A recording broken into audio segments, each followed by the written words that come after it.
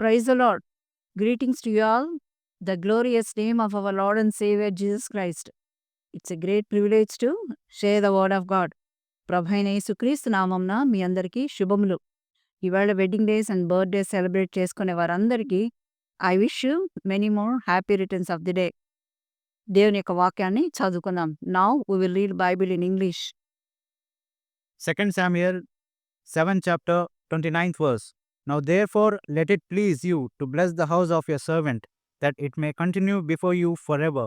For you, O Lord God, have spoken it, and with your blessing let the house of your servant be blessed forever.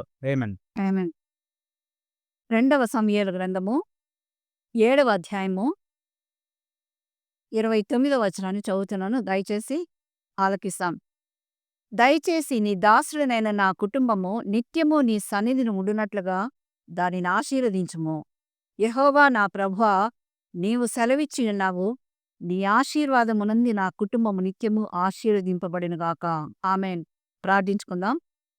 సకల ఆశీర్వాదములకు కారణభూతులకు మా ప్రియ పరలోకపు తండ్రి, నీ ఘనమైన అమూల్యమైన పరిశుద్ధమైన నామంకు వందనములు స్తోత్రం చెల్లిస్తున్నాం ప్రభా. నీ యొక్క దాసుడు ప్రార్థించిన విధంగా మా జీవితంలో మమ్మల్ని మీరు దీవించి నిత్యము నీ సన్నిధిలో ఉండునట్లు ప్రభా, నన్ను, మమ్మల్ని, మా కుటుంబాలను మీరు ఆశీర్వదించమని యేసయ్య అత్యున్నతమైన నామమున అడుగుచున్నాం తండ్రి. ఆమేన్. ఇక్కడ మనం గమనించినట్లయితే సమూయేలు ప్రార్థిస్తున్నాడు. ఆయన దేవుని యొక్క సన్నిధిని కోరుకుంటున్నాడు. దేవుని యొక్క సన్నిధి కొరకు తృష్ణగొంటున్నాడు. దేవుని యొక్క సన్నిధి కొరకు ఆశపడుచున్నాడు. అతనొక్కడే కాకుండా తన యొక్క కుటుంబాన్ని కూడా దేవుని యొక్క సన్నిధిలో ఉండునట్లు ఆశీర్వదించమని అడుగుతున్నాడనమాట. దయచేసి నీ దాసుడైన నా కుటుంబము నిత్యము నీ సన్నిధిని కనబడినట్లు దానిని ఆశీర్వదింపుము. ఆమేన్. ఇక్కడ మనం చూసినట్లయితే వారానికి ఒకసారి మనము దేవుని యొక్క సన్నిధికి వెళ్ళడం కాదు గాని ప్రతినిత్యము, అది దివారాత్రములు యెహోవా ధర్మశాస్త్రమందు ధ్యానించువారు ధన్యులని మనము కీర్తనలు 1వ కీర్తనలో మనం చూసిన విధముగా ఆయన నిత్యము నీ సన్నిధిలో ఉండునట్లు నా యొక్క కుటుంబము నీ సన్నిధినందు ఆనందించినట్లుగా దాన్ని ఆశీర్వదించమని అడుగుతున్నాడు. లోకములో డిఫరెంట్ కైండ్స్ ఆఫ్ బ్లెస్సింగ్స్ మనం చూస్తున్నాం. అనగా మంచి మార్క్స్తో పాస్ అవ్వడము, ఇంకా జాబ్స్ రావడము, ఇల్లు కట్టుకోవడము, మ్యారేజెస్ జరిపించుకోవడము, పిల్లలు పుట్టడము, అనేకమైన బ్లెస్సింగ్స్ ఉంటున్నాయి. అయితే ఆ లోకానికి సంబంధించిన ఆశీర్వాదాన్ని ఈ యొక్క భక్తుడు కోరుకోలేదు.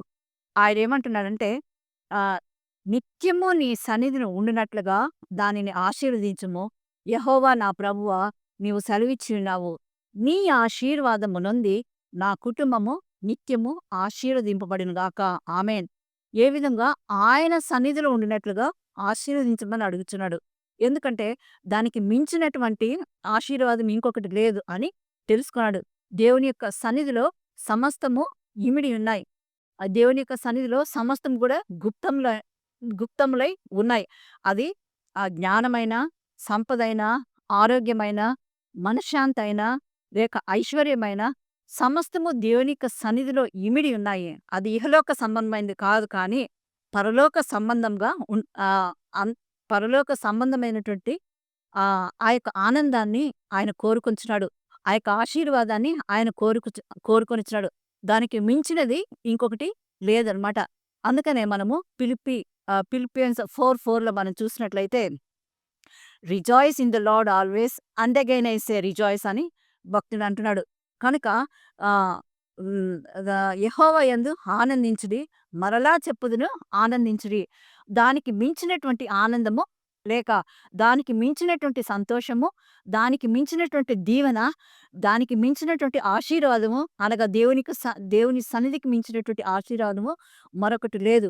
రక్షింపబడిన ప్రతి ఒక్కరికి, దేవునితో సంబంధం ఉన్నటువంటి ప్రతి ఒక్కరికి, దేవుని కొరకు జీవించే వారి అందరూ, ఇంకా చెప్పాలంటే దేవుని యొక్క సేవలో సాగేటటువంటి వారు, లేక దేవుని యొక్క కృపలో ఉన్నటువంటి ప్రతి ఒక్కరు యెహోవా యందు వారు ఆనందిస్తూ ఉంటారు. ఏ విధంగా దివారాత్రములు ఆయన యొక్క సన్నిధిలో, అది పగలైనా రాత్రి అయినా కూడా పర్సనల్ కాంటాక్ట్ విత్ గాడ్, అనగా మనం పడుకున్నప్పుడు, కూర్చున్నప్పుడు, లేచినప్పుడు, పని చేసేటప్పుడు, వాకింగ్ చేసేటప్పుడు కూడా మనము దేవునితో సంబంధం కలిగి ఉంటాము.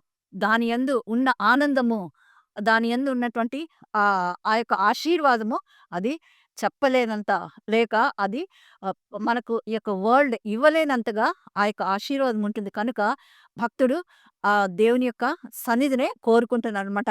ఏమంటున్నాడు? నిత్యము నా యొక్క కుటుంబము నీ యొక్క సన్నిధిలో ఉన్నట్లు నీవు ఆశీర్వదించమంటున్నాడు.